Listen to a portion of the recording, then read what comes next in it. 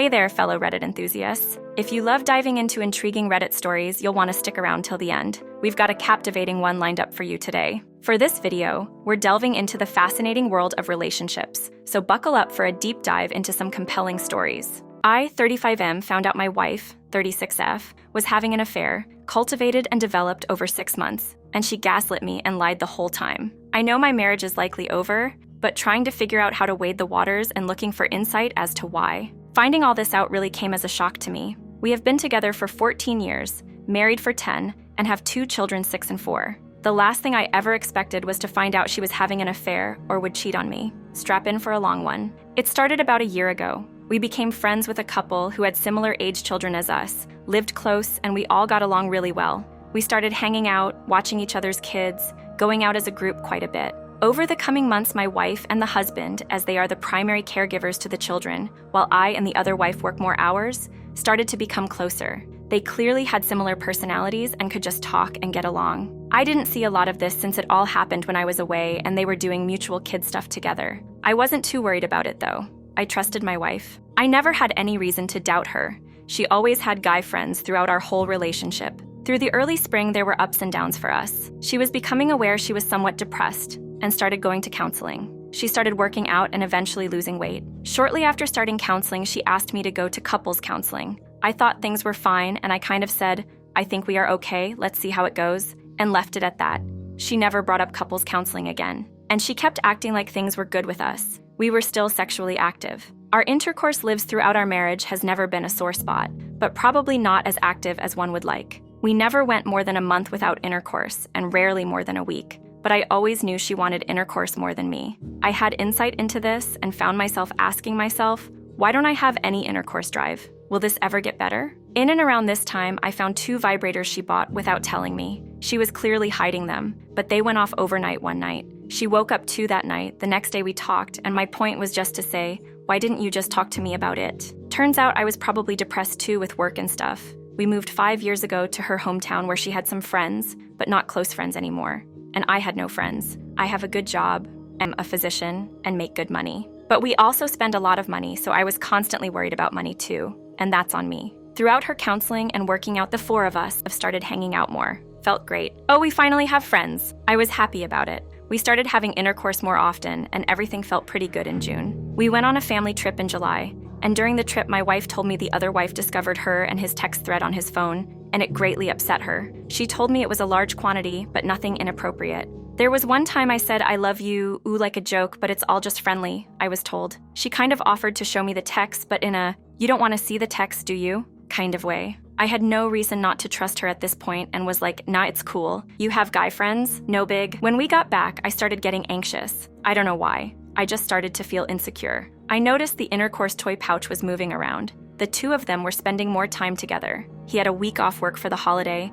with the kids on summer vacation, and I was working all the time to make up for the trip. As I got more anxious, the texts kept coming up, and it turned into, you can't look at the texts, that's an invasion of my privacy. She bought him a present a week before my birthday, one she had to put together with iron-on patches, and that arrived when I was home. I could feel it through the package, and she gave him the next day while I was at work, but then I saw it the day after. My point again, why didn't you just tell me about it? I felt like I was going crazy. Why was I so insecure? Why can't I trust her? Why am I constantly checking Find Your Friends and the Nest cams in the house now? I felt like I was being replaced sexually before with the vibrators, then now I felt I was being replaced as a partner too, and I told her as much. I was a mess. She reassured me, they are just friends, nothing is going on, it's just like me and. But my PHQ-9 was at the upper limit of moderate. I wasn't sleeping or eating. So I made an APT with a psychologist and a PCP and got started on meds. I have now been going to the therapist every week since August. Before my next guy trip in July, I talked to the wife, who I work with but she's not a doctor,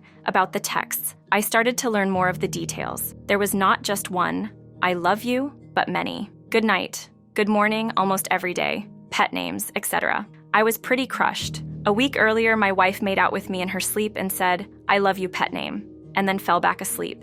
I was confused, I asked her, and she said I was pet name, but after I learned the truth, I clearly wasn't. I talked to my wife about these details the next day. She said she was so depressed, so sad, and so upset with how I had been treating her the last few years she almost left me, and he talked her out of it. I talked to him for a while too. I told them I'm okay with them communicating, but the I love yous and pet names need to stop. They agreed, apologized, and he said he was going to back off too. A few weeks go by.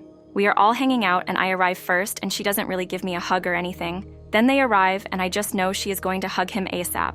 And she does. And I lose my mind. Bad on me. I overreacted for sure. I knew I was doing it and just tried to separate myself to cool off. But she comes and is like, WTF is wrong, and we have a fight about it. I knew I was in the wrong, but she still came to get it out of me. The next day, the other couple decide amongst themselves the best thing for their family is to set a boundary that the male and female from our two families no longer communicate privately. I didn't love this because I was starting to be good friends with the female, but I agree. And my wife said it's BS, but she will respect their wishes. Couple more weeks and we are on a family trip, just us. I oversee that she has been texting him privately and texting a million other people the whole trip. It's really every time she goes to the bathroom or I go, she's on her phone. Eventually I call her out and I was really furious. So much for boundaries, I say. Was not a good day to have this fight. But it happened and I meant what I said. I was assured they were no longer communicating privately. 3 weeks later, I get a call. She needs to tell me something. The other wife looked at the phone logs and the two of them, no longer texting, have now been talking for hours a day. 40 mins at 4 a.m. on his way to work. 1.5 hours at night. 20-40 mins during lunch. Every day, always when I'm at work. I leave for overnight at 9, 1.5 hour call. If I'm home at night, no call, but call at 4 a.m. Literally every day. I was crushed, betrayed. She lied, like directly lied. We started going to couples therapy finally. She assured me and the therapist they had no more communication. It was over and she was working to rebuild trust, so we as families could be friends again and the kids could have their friends back. Well, a month goes by and one morning on the Nest Cam, I saw my wife taking a workout selfie but with a sexual kind of pose. Later that night, I am able to get on her computer and find her photo stream and find they have been nearly sexting.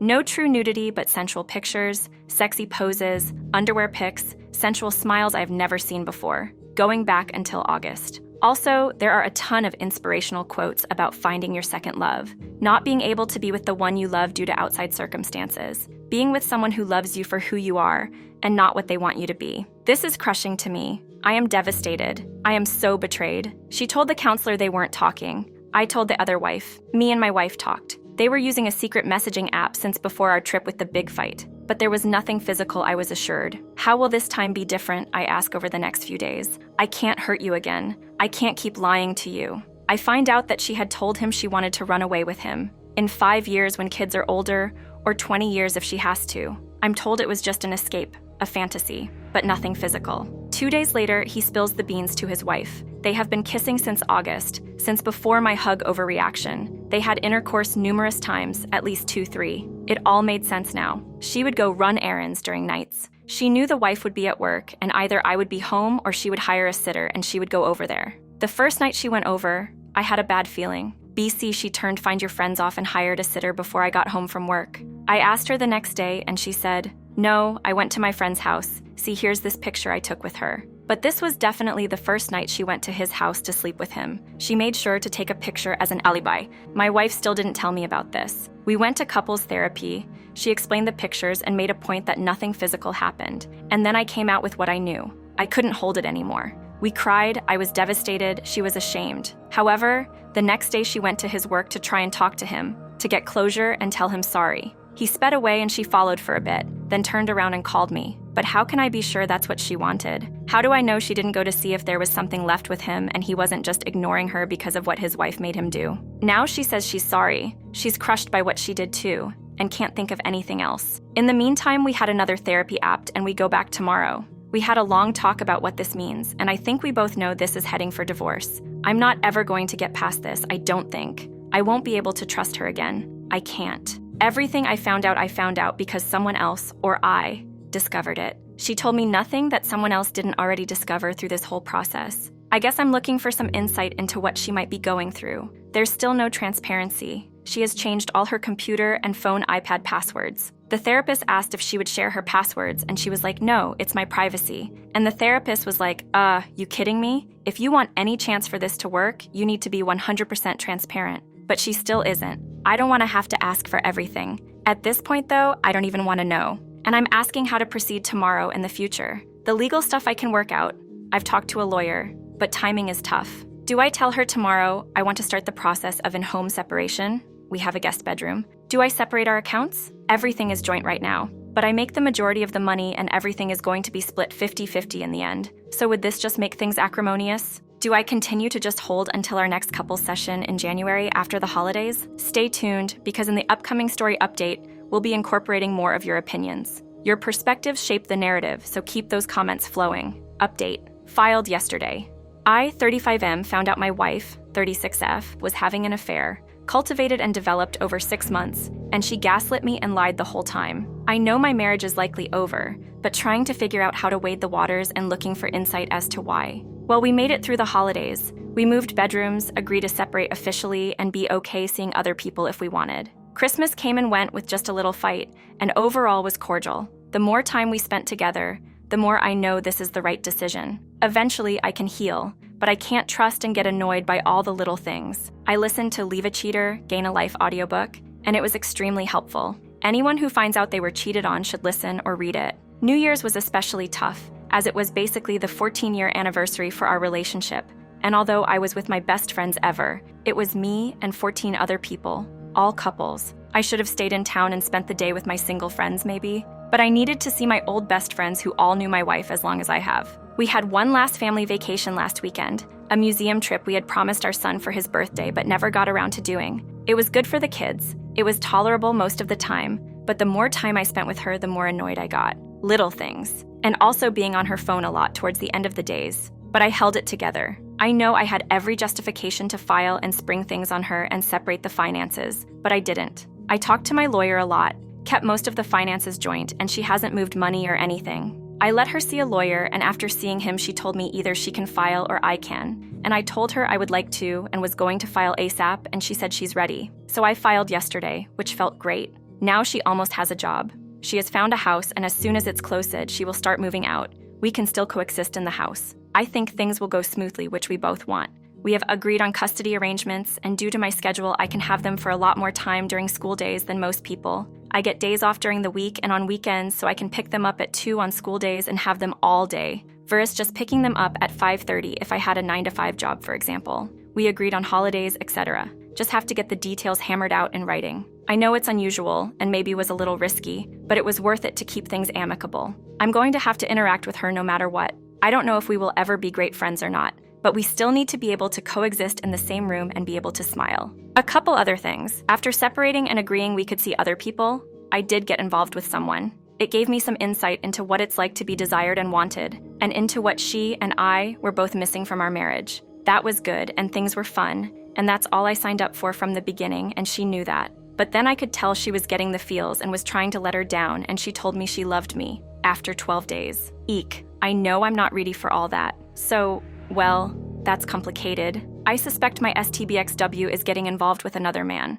which, I mean, whatever, now that she stopped dragging her feet, I didn't care, but he's married too. She knows him through a volunteer thing, she's on the board and is doing a lot of the little work, and he's the new president. But they are exchanging 500, 600 texts per day since a day or two after Christmas that I can see since they are SMS. I can't see the content, just quantity. For example, while we were on our family trip, she sent and received 270 messages from 6 to 8:30 p.m. while we were at dinner and doing bedtime, which seems excessive. She went over to do some work with him last night and was there from like 8:11, which isn't too long.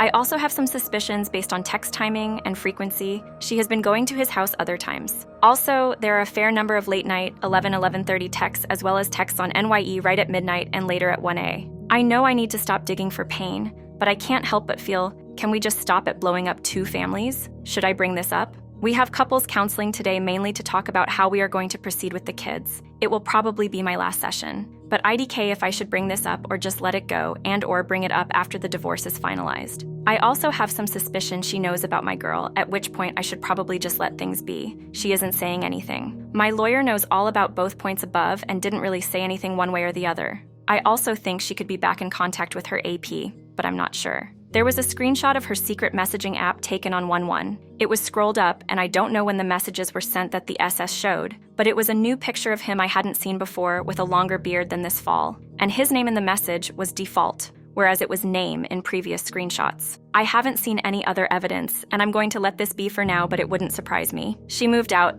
Well, it's done. She moved out. Tonight is the first night she's not sleeping at the same house as I. She has the kids too. It's okay. I feel well. I found some good friends to hang out with tonight. And I have friends coming over tomorrow and the next night. It's still sad. I miss the good times. I miss what we had. I look at our wedding photo and see how happy she was and wonder, what changed? What went wrong? I'm not sure I'll ever know. I'm going to be okay. The kids will be cared for by both of us. I still love her, but realize she had changed and doesn't love me like she used to. My Bubba. I will miss her. I'll never forget her. I'm so sad right now. I was okay, but I'm not now. The story takes us on a roller coaster ride of trust issues, clandestine affairs, and intimate revelations. Our hero, armed with the PHQ-9 and Nest Cam skills, discovers his wife's secret escapades, prompting a series of confrontations that could rival any daytime drama. As the narrative unfolds, we witness the unraveling of a marriage, sprinkled with lies, longing, and late-night text exchanges that make you question your own texting habits. It's a tale of heartbreak and disillusionment, with enough plot twists to make M. Night Shyamalan proud. But amidst the chaos, our protagonist shows resilience. Faced with the choice of turning into a detective or seeking closure, he chooses the path of self-discovery. With a dash of humor and a sprinkle of wit, he navigates the murky waters of separation, proving that, even in the darkest times, there's room for personal growth. So, here's to our hero, the doctor-turned-detective, who, despite the heartbreak, emerges stronger and wiser. May his future be filled with genuine connections, honest communication, and perhaps a lot less reliance on Nest Cams. Now, let's shift our focus to the comments section and see what our fantastic community has to say about this. Your insights always add an extra layer to the conversation. User Fets Valkyrie. Healing is a process. Please continue to be kind to yourself. It won't be easy, but you aren't alone. Take heart in your solid start on a path to a new life. User Taxi Driver 54. It will get better. And when you have a great relationship with someone new and your kids love her, your ex will wonder what went wrong. You will be over her in short order. Cheaters have to live with themselves. User Hung Up the Jersey. I'm glad she moved out. The quicker she's out of the house, the quicker you'll be on your way to recovering. I just read your other posts and yikes, your wife has a thing for married men. It's gonna ruin everything relationship she has for the rest of her life. And that's good because honestly, she doesn't deserve to be in a relationship with anyone. All right, folks, it's time to shift gears and dive into our next compelling story. Buckle up for another journey into the unexpected twists of Reddit tales. Friend laid that I cheated. Boyfriend dumps me and kicks me out, but the truth is revealed months later. I, 26F, was with my ex-boyfriend, 26M, for 4 years. We moved in after 2 years of dating and were genuinely happy. I genuinely thought that I was going to marry him one day. I even moved to a different country to stay with him when his job relocated him to Europe. Throughout our relationship, I noticed that one of his girlfriends, 25F, didn't really like me. I've tried many times to befriend her, but I gave up after constantly being on the receiving end of her cold shoulder and snarky remarks. X knew about this and told me that she didn't have that many girlfriends and probably didn't know how to be friends with another woman. She's the only woman in their clique of 7 guys, who were all lovely to me.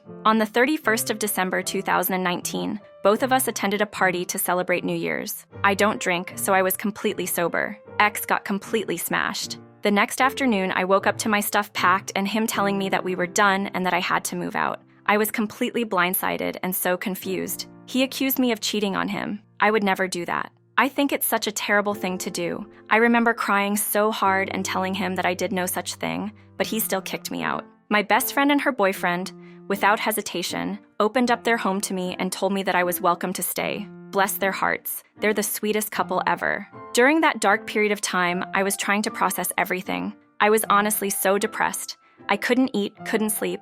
I felt like a zombie, like I was barely existing. I told my family what had happened, and they were very upset for me and wanted me to fly back home. They live in a different country, and I didn't want to travel during a pandemic and potentially put them at risk of catching Miss Ronas. While this was happening, all of our mutual friends and his family members turned against me, choosing to believe that I was a cheater and completely cut me off in support of my ex. They posted shady stuff about me online, calling me a hoe and a cheater. Rumors started to spread, and it affected me so much that I deleted all social media and blocked all of them everywhere. I just wanted to disappear. As time went on, I was one day introduced to one of my best friend's friend. He was really sweet and kind. We slowly became friends, started chatting and video calling. Fast forward to June, and I feel myself slowly falling in love with him. He doesn't believe what so many people say about me being a cheater and whatnot. He asks me out on a proper virtual date, and I agree. We started dating, and I'm so happy. I feel like he is the light at the end of my tunnel. Well, yesterday, someone from my ex's clique leaked a video on Instagram where X's girlfriend was boasting of how she lied and came up with this plan to break X and I up. She apparently paid someone to lie to my ex and tell him that I seduced him at the New Year's party and slept with him. Once that came out, a lot of my ex's friends and family members have been trying to contact me. They tried contacting my best friend, who basically told them to F off. My ex came to the house and was begging for me to speak to him. It was really dramatic, lol. I feel like I don't owe them any of my time at all and just want them to leave me alone. However, my parents think that it's a little sad that X is outside the house crying and begging to speak to me. They think that maybe I should give him a chance to speak to me. I feel really conflicted. I feel like I'm being too harsh on him and his group of friends. Should I establish a line of communication? What should I do? The story isn't over yet. In our next update, we're weaving in more of your opinions and reactions. Your voices are an integral part of the storytelling process. Update. Friend lied that I cheated. Boyfriend dumps me and kicks me out. But the truth is revealed months later. My ex returned a few hours later that day to try to speak to me again, so I decided to meet him at a cafe nearby. I told him he had 30 minutes to say what he wanted to, and then I would leave, regardless of whether he said all that he wanted to or not. I learned that he was cheating on me with the girlfriend, and they started seeing each other 5 to 6 months before our relationship ended. His whole clique knew about it, and since majority of them worked in the same building, they could cover and vouch for the two of them whenever they were together. He didn't know who to choose out of the two of us, as he said that he really loved me, but liked her. She was also saying horrible things about me to him all the time, poisoning his mind, which was why he was so quick to believe the boy and her. As for the paying a boy to lie to him part, he told me he practically screamed at her for an explanation of the videos, and she broke down crying and told him everything. At the party, she paid a boy from uni, IDK, where she found this boy and how he got into the party, $200 and 2 bottles of vodka for him to lie to my ex. Apparently, she kept saying to him, "See, I told you she's cheating. He's admitting it to you." He was so upset and didn't know what to do. She told him that she'll help him pack my shit so he could finally kick that hoe out. They both decided to just behave as though nothing had happened, so I would be so surprised when he kicked me out. According to him, he wanted me to feel the same amount of betrayal he felt. She had a spare key to our apartment that I didn't know about, so she snuck in when we were sleeping, packed my stuff into garbage bags, and snuck out by the time he woke up. We turned our extra room into a walk-in closet, which is how I think that was even possible because I didn't hear any noise at all. I am a heavy sleeper too, which could explain this, but I still feel like something's off about this. Note, she moved in the very next day. He then proceeds to say that he doesn't want her anymore and he wants to get back together. He says that we can move away and start over. He'll do anything I want and go anywhere I want to. He'll spend the rest of his life doing whatever it takes for me to love him again. Once he was done, I told him what you guys have been saying in the comments. He sure has the audacity to show his face after everything he has done to me. I chose to forgive him and am at peace with myself. But he will have to live with what he has done and the aftermath of everything for a really long time. This is especially so with many people knowing the truth. I told him I didn't love him anymore and want nothing to do with him, his family, or friends anymore. As far as I am concerned, they're all dead to me. I told him to never contact me again because I'm moving on with my life and I'm finally happy. He started crying a little, and I left. Since the video on Instagram spread to all of his friends and family members, the crazy girlfriend sent me emails with words in all caps about how I've ruined her life. She somehow thinks I'm responsible for the spread of the videos, so I sent the videos, screenshot of the emails, and a short explanation of everything to her bosses and her family members. Hope they have a field day with that. As for my parents, they really loved him a lot and would constantly ask us when we were getting married when we were together. That's why they wanted me to give him another chance and hear him out. I reiterated to them everything that he did to me and even showed them the videos only for me to get a response of, "Well, men cheat, and he loved you, so he didn't break up with you. It's okay, you guys can work through this." I then proceeded to ask them if my dad is cheating on my mom, and if my mom just accepts if my dad sleeps around, because that thought process was absolutely outrageous. I got yelled at for being rude, so I told them that I would be going no contact for the next few months. Well, that's all the updates I have so far. I'm glad that I'm finally happy and will continue living my peaceful life with my friends and my boyfriend. Hope you all stay safe during this pandemic. Our protagonist, unwittingly thrust into the spotlight, endures a plot twist so wild it would make Shakespeare blush. As our heroine faces an unexpected eviction from a relationship that seemed destined for a happily ever after, the narrative takes an unexpected turn. Enter the mysterious nemesis, a girlfriend harboring more resentment than a cat on a diet. The stage is set for a Shakespearean tragedy, complete with accusations of infidelity, clandestine videos, and a cast of characters you wouldn't trust to organize a potluck. Our protagonist, resilient and resourceful, seeks solace in the comforting embrace of friends. Amid the chaos, a new love interest emerges, becoming the beacon of hope in a tempest of heartbreak. But lo and behold, the tables turn, and truth triumphs in a dramatic revelation that rivals the most gripping soap operas. In the midst of this chaos, our hero stands tall, demonstrating the strength to move forward, leaving behind the wreckage of a toxic relationship. With a dash of wit and humor, she faces the absurdity of the situation, turning the page on a chapter that could easily be adapted into a binge-worthy Netflix series. As the curtain falls on this saga of love gone awry, the audience is left with a valuable lesson. Sometimes life's script throws unexpected twists, but resilience and self-love can turn even the darkest plots into tales of triumph. It's that time again. We're transitioning to the community comments. Keep those thoughts coming, and let's make this discussion even more interesting. User Primero Filho. He was cheating and got upset because he thought you might be cheating. He's a completely garbage person, and you did well getting rid of him. Block him, his friends, and his family, but not before telling them he was cheating. User The Skipster. That's a crazy plot twist that the evil other girl turned out to be something like a hero in this story. You'd probably still be with this guy if it wasn't for her. I'm so glad you have moved on and didn't take him back. User DeBulls5008. It's nice he said he did not want the girl anymore. You had no idea he was having an affair with.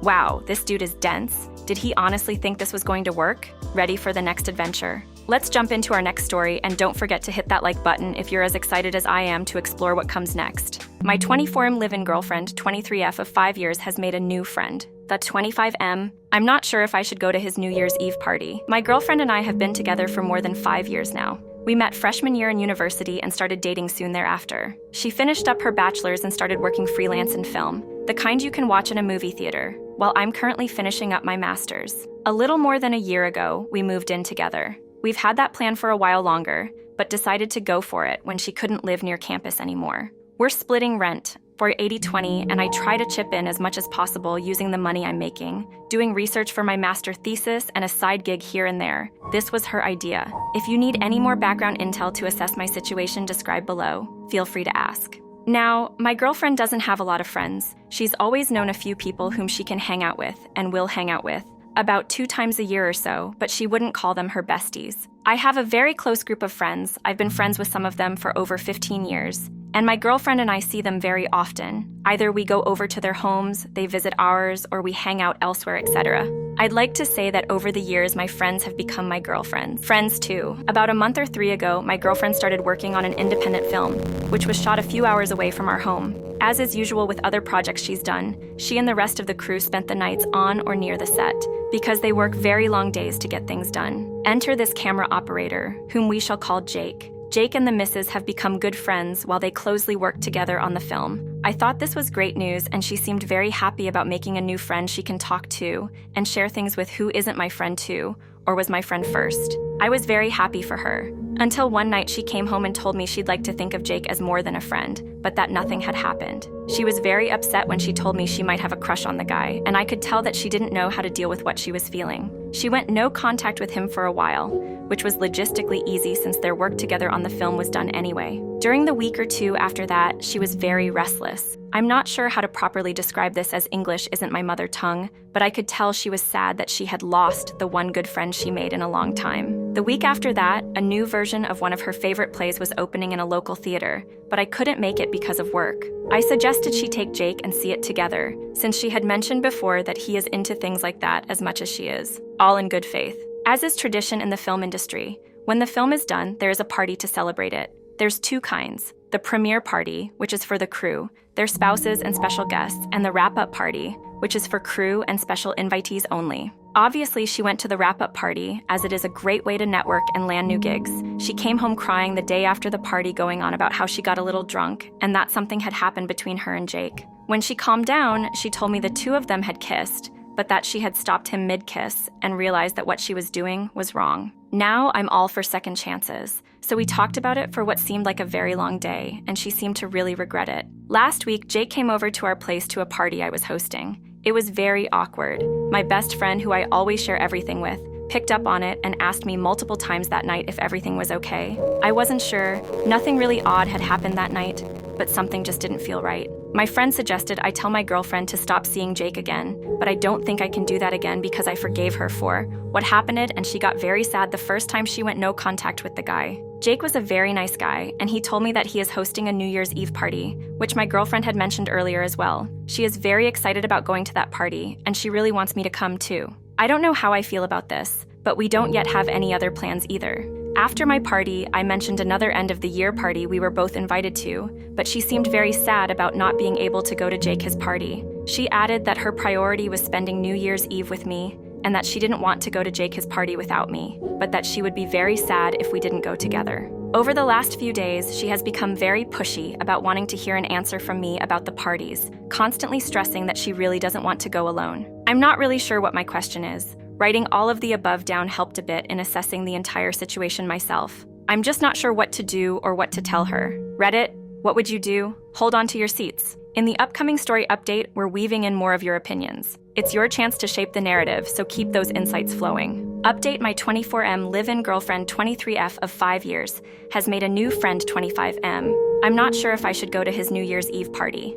Now, onto the current situation we go. We're not going to Jake his NYE party. She understands that I really don't want to see him, and that going to his party is totally uncool and will mess up our relationship. She insists that I am her first priority and she doesn't want to lose me. As some of you suggested, I kept asking questions about what really had happened because the entire situation was very vaguely described to me. At first, she told me she and Jake had only kissed once, but later she admitted to making out with him. A day after that, when we were discussing the situation again, she got very mad when I mentioned the two of them making out. Apparently, that was not what had happened after all, but they did kiss multiple times on different occasions, which I honestly find worse than a single makeout session. A few hours later, she told me they were hugging too, but the next morning, that didn't happen at all either. When I confronted her about her bullshit, she said that she was very drunk and that she didn't remember clearly what had happened that night. What I did find out for sure was that apparently some things happened on other nights too. I'm not sure what to think and I'm not sure what to believe. Now that you have my description of our progress,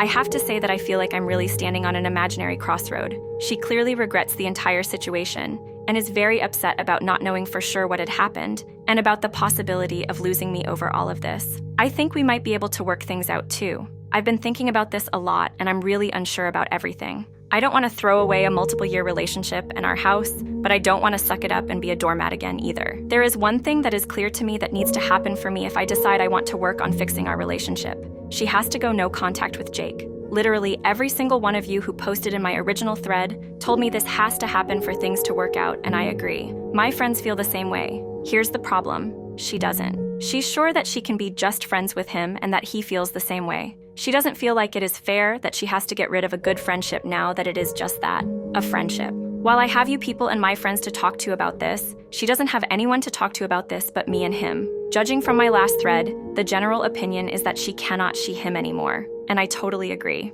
I think we can safely say that Jake doesn't agree with this at all, so she's figuratively tied between two running horses. Over the last few days, she started to see my point of view, so I thought we were going to be able to save our relationship after all. However, apparently, she talked to her parents about this entire situation last night. They agree with her. I don't understand this at all. They've always liked me, and I cannot understand their reasoning when they say it is unreasonable of me to ask her to stop seeing Jake as a friend. It isn't unreasonable, is it? I feel like she threw away the possibility of them being friends and me being okay with that when she decided to kiss him multiple times. I'm having a very hard time coping with this today, and I don't know what to do. I feel like her parents made her stand her ground even more, while I'm standing my ground on the opposite side of the spectrum.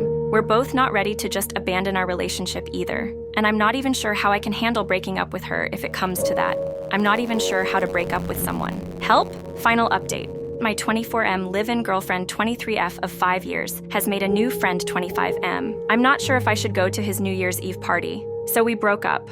I feel like shit. She feels like shit too, allegedly. We didn't go to Jake his NYE party. She understood that going to his party was a no-go for me, so we went to another party hosted by one of my friends. At the party, she was very distant, reclusive, and constantly on her phone to the dismay of the host. I think we all know who she was texting. On our way back from the party, she wanted to leave maybe half an hour after midnight. She didn't say a word. When we arrived at our place, she immediately went to bed and stayed in bed ignoring me until the evening of the first day of the new year. When she finally came downstairs, she told me we needed to talk, and she made it clear that she had no intention of going no contact with Jake, but that meeting him shed some light on some issues she had with our relationship, mostly things I did and didn't do, and that she wanted us to work on those things. She emphasized that Jake and herself were just friends. We broke up when I stood my ground and told her that I had no intention of being in a relationship with 3 people. Packing a small bag of stuff and leaving to crash at a friend his place while she was crying, her heart out on the sofa, was the hardest thing I've ever done. Over the last few days, I've moved most of my things to my friend his place,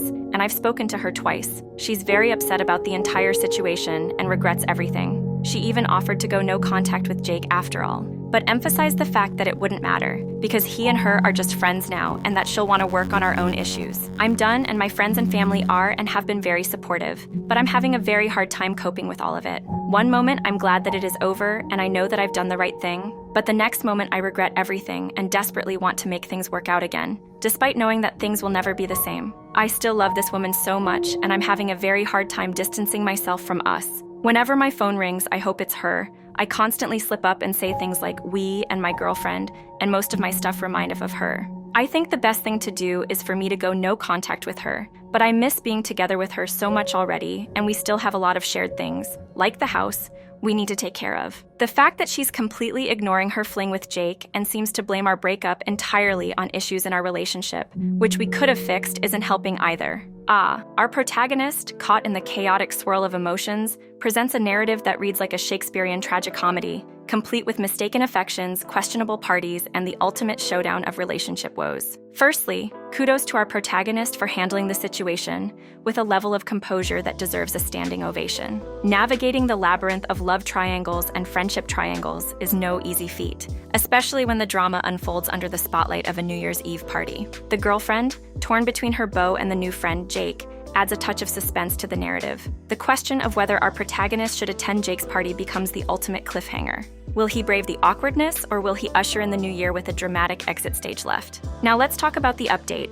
The plot thickens. A party, an awkward Jake encounter, and revelations of kisses in the moonlight. The story takes an unexpected turn as our protagonist grapples with the decision to attend a party that may as well be labeled the awkward soiree. As we reach the climax, our protagonist stands at the crossroads of love and self-respect. The breakup word hangs in the air like a New Year's Eve firework waiting to explode. Do they attend Jake's party and risk the delicate equilibrium of their relationship, or do they choose the path of independence and self-preservation? In the final act, our protagonist takes a bold step, opting for the single and ready-to-mingle route. The breakup unfolds like a bittersweet resolution, leaving the audience torn between tears and applause. In the grand theater of life, our hero embraces the uncertainty of the future, bravely stepping into the unknown. The message is clear. Sometimes the most challenging decisions lead to the most profound growth. So, here's to our protagonist, to new beginnings, and to the unpredictable narratives that make life both a tragedy and a comedy, with a splash of wit and humor to lighten the heart. Before we continue our adventure,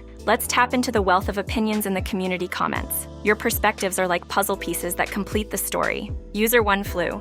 A few weeks, months from now, she's going to call you or meet you with tears in her eyes. She'll have broken up with Jake and will want to get back together with you. Don't. It will not end well. User Valhalla Ra.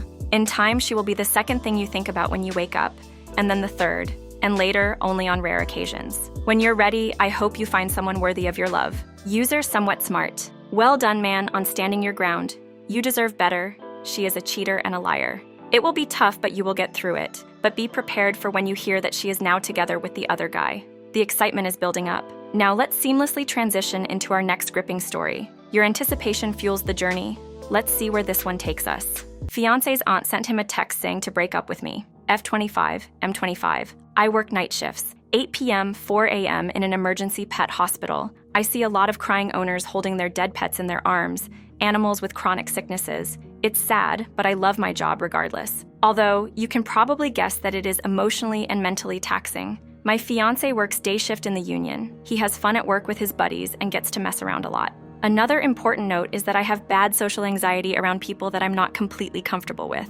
My fiancé's aunt was hosting a surprise birthday party for his grandma, aunt's mom, at her house, which was one state over. Around a 5-hour drive, since I was working up until 4 a.m. into Saturday morning, and the party was at 2 p.m. that same day. My fiancé decided that he would drive to my house to meet me there for 4 a.m., which is when I got off, and then we can set off and I can start sleeping in the car to try and get a couple of hours at least. We live 45 minutes away from each other, and I live in the opposite direction of his aunt's house, although he didn't mind backtracking if that meant I got more sleep. 4 a.m. swung around and he's not there. Turns out he slept through his alarm. I call him and we just agree that it would be faster if I just drove the 45 minutes to his house and then we set off from there. So I lost some sleep. We got in the car, I'm tired, groggy, and honestly a little salty that he didn't show up and slept through the alarm, but hey, it happens. I barely slept during the whole ride. The sun was in my eyes through the blanket I had over my face. The recliner seat was uncomfortable, just not ideal.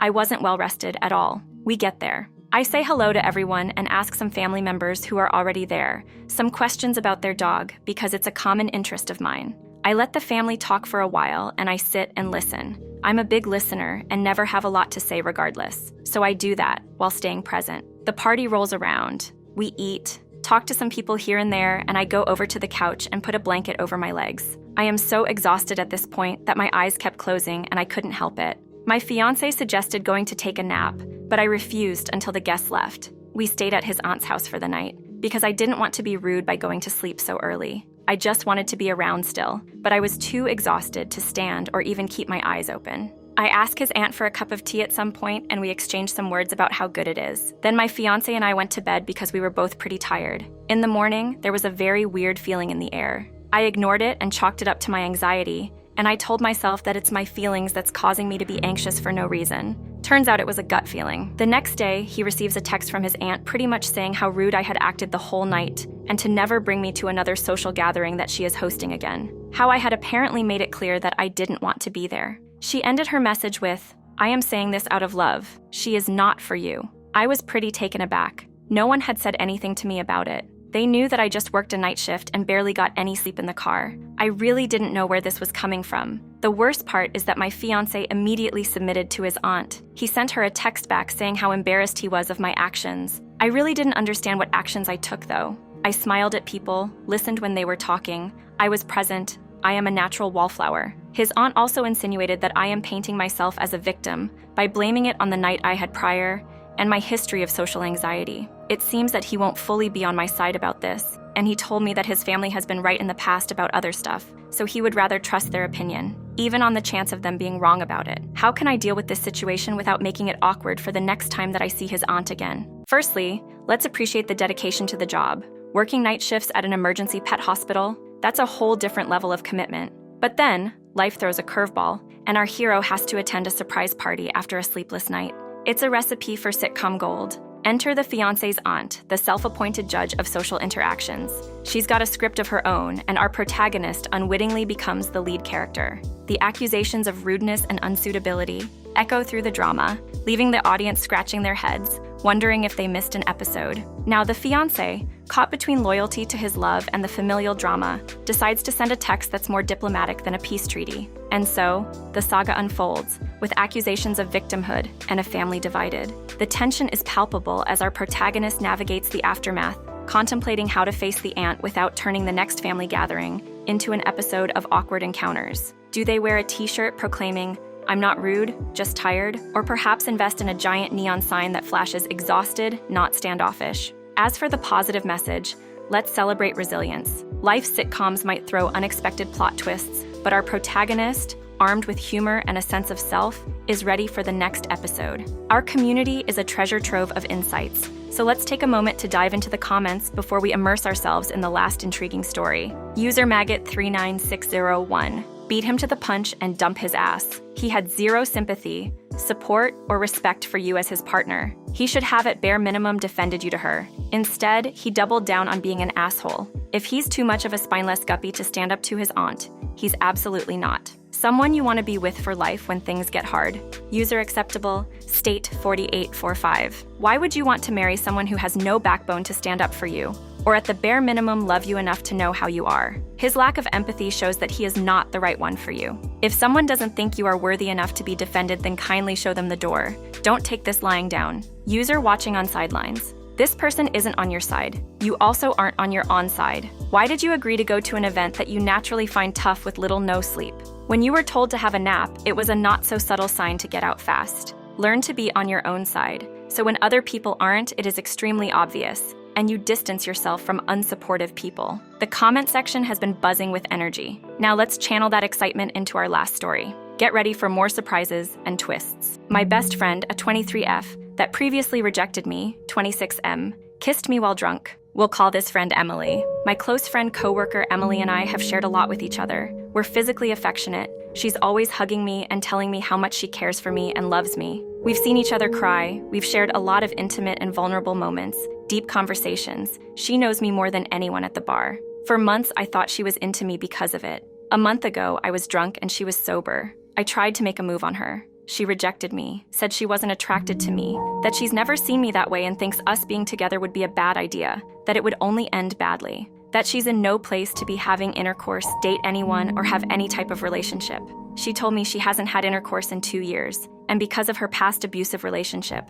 I told her I wasn't sure if I was looking for a relationship either, and I wasn't trying to sleep with her, but looking for something in between. She said she had no idea I was into her, that I misread our friendship, that she also wasn't over her other ex, she would never date a coworker, that she loved our friendship and our dynamic and wanted it to go back to the way it was before. We worked so hard to move past the awkwardness of it. We had so many long discussions about it, our feelings, getting back to the way things were. We got past it, I moved on, I got comfortable with being close with her again and our long hugs without reading into it. I've been feeling good about our friendship and realized us dating would have been a mistake. I accepted that we could be physically affectionate without it meaning anything romantic. In the past months since she's rejected me, I've been feeling more confident, changing up my style, going out to bars and cold approaching women, getting numbers. I've trimmed up my beard, been drinking less alcohol, getting more compliments. I had a female coworker say I've been glowing lately. I haven't been seeing her as much. We've been working opposite times. I was also in the hospital for 2 weeks for an emergency surgery. As soon as she heard I was back, she ran to hug me. Later that night, she told me she really missed me. I told her I missed her too. She got emotional about me being sick and started crying. I have a heart condition. I'm not dying or anything, just issues with clotting because of a mechanical valve. But of course, I just took it as friends. We work at a bar. On Christmas Eve, she came in for some drinks with our other friends while I was working. She came up to hug me and rested her hand on my pec before hugging me. I've never had her put her hand there and it felt flirty. I went oh and kind of repositioned to move her hand away and hug her normally. I thought it was odd and rejected it. She stayed for a few hours, went home, and this girl came in to sit at the bar. I was working behind the bar and the girl immediately started hitting on me as soon as I let her through the door. We hit it off and she directly asked for my number in front of my friends and hers. She was extremely interested and forward, which is not something I'm used to from women. Then me and Emily went to a friend's party on Christmas. We were all drinking. She was sitting close to me on the couch, kissed my cheek when she got up. But she kisses all of our friends' cheeks, and all of us friends are physically affectionate with each other. And I'm over her, so I didn't take anything from it. She spent most of the night in the other room or on the balcony with our other female friend, away with the rest of the group. I'd come to hang out with her sometimes, but mostly stayed with the rest of our friends. I was talking to all of our friends in detail about the night before, with the girl hitting on me, asking for my number, and my buddies that were working with me that night were boasting about how into me she was. They were hyping me up and told me I should text her. She immediately texted back a few minutes later. I told them about it and they cheered me on. I didn't know Emily was in the other room. I thought she was outside. Then Emily, me and our other friend went outside to wait for Emily's Uber. We're all sitting on the driveway together. Emily and our friends start whispering to each other. I asked what the secret was and Emily said it was girl talk. And then Emily asks me to smell her breath. I told her she was fine. Then she goes, I'm going to ask you something and be honest with me. Are you still upset with what happened between us? I laughed. I told her we've discussed this. I didn't understand why she was bringing this back up because we've been back to the way things were and I haven't expressed any upset emotions. I'm always in a good mood with her. I said, no, Emily, I'm good. We're friends. I've moved on. I had a girl ask for my number last night and I'm talking to her. She goes, I know, I heard. So you're over me? I assured her again. Yes, I'm over it. We're okay. Then something I didn't expect, Emily says, prove it, kiss me. I laughed nervously because I didn't expect it at all and I was confused. I'm like, what? She goes, kiss me as a friend. If you're not lying, I'm like, how does kissing you prove I'm over you? What do you mean as a friend? Are you sure that's a good idea? And she kept insisting. She said, yes, just kiss me, and closed her eyes and puckered her lips. So I went in and I kissed her. It was soft, short, and sweet. We didn't make out or anything but held it for a few seconds. Right after her Uber arrived, we hugged goodbye and she told me she loved me, which she always does. The next day she texted me, sorry if I offended you last night by forcing you to kiss me love you. I tried to be nonchalant about it, so just responded, lol, not offended at all. You're good. Sorry for my chapped lips though. Today at work, she said I was being quiet. I was busy, and said she was so drunk and feels like she forced me to kiss her because she kept asking me to. and felt so bad about it. I smiled, said I don't do anything I don't want to do, and she smiled and said, okay. Then a coworker came in and we didn't get to finish talking about it. I don't know what to think. I really do love her so much as a friend. I care about our friendship. I have moved on since she rejected me. I'm not sure I have those same romantic feelings toward her anymore. I'm not interested in us dating. However, I enjoyed kissing her and I'm still attracted to her. I might be interested in a physical relationship, but I have no interest in anything beyond that after I was rejected. I know she hasn't kissed any of our friends. It just confuses me because a month ago she was so adamant about rejecting me. Rejected me when I tried to kiss her and told me she wasn't attracted to me. I don't understand her logic behind kissing her to prove I'm over her. Our protagonist, the lovable friend with a heart condition and a knack for attracting romantic complexities, finds himself in a situation that's more confusing than a Rubik's Cube in a washing machine. Enter Emily, the friend who once rejected our hero, but seems to have discovered a newfound interest after a night of alcohol-fueled courage. It's like a rom-com with a dash of Twilight Zone. Our hero, Ever the Gentleman, navigates this unexpected turn of events with the grace of a cat in zero gravity. The dynamic between them is like a roller coaster. Twists, turns, and the occasional loop-de-loop. From rejection to hugging to kissing, it's a whirlwind of emotions. It's almost as if their friendship has acquired a backstage pass to a romantic drama without the script. The scriptwriter seems to be having a field day, throwing in lines like "prove it," "kiss me," leaving our hero wondering if he's in a Shakespearean play or a modern sitcom. The audience is on the edge of their seats, wondering where this roller coaster of emotions will take our duo next. And let's not forget the unexpected wingman, the girl who boldly asked for our hero's number. It's like the universe decided to spice things up with a side of romantic competition. The romantic tension is so thick you could cut it with a spork. Now the question lingers in the air. What does it all mean? Why the sudden change of heart? Is this a plot twist or just a quirky subplot in their sitcom? Perhaps Emily has unlocked the secret to navigating the labyrinth of emotions, or maybe the universe is just having a laugh at their expense. Before we dive into the last part, let's take a moment to check out what you, our incredible audience, are saying in the comments. Your opinions truly matter. User, No Name Nomad. Yeah, I'm sorry, but she's one of those girls that clings on to the guy that likes her for the attention and will do anything to keep the attention on her whenever she feels like you're giving it to someone else. Girls like this don't really think about anyone's feelings and might hurt the other person or confuse them. It doesn't really matter to them as long as they're feeding their ego and feeling the attention all on them. Sorry, user Soyden. I've been an Emily in some of my friendships, and honestly, you cannot take her seriously when she's acting like that. She probably feels something for you, but has not figured out what it is and wants to string you along. If you end up in a similar situation with her, I would make it clear to her that you are not interested and have started to date someone. User Bargle Noddlezoo. She was drunk, feeling lonely on the holiday, and was jealous that you were getting attention from another woman. Ignore it and move on. Keep things platonic with her. As we wrap up this Reddit story, if you enjoyed the video, don't forget to give it a thumbs up and consider subscribing for more captivating Reddit stories. Your support means the world to me, I enjoy, and I can't wait to see you in the next video.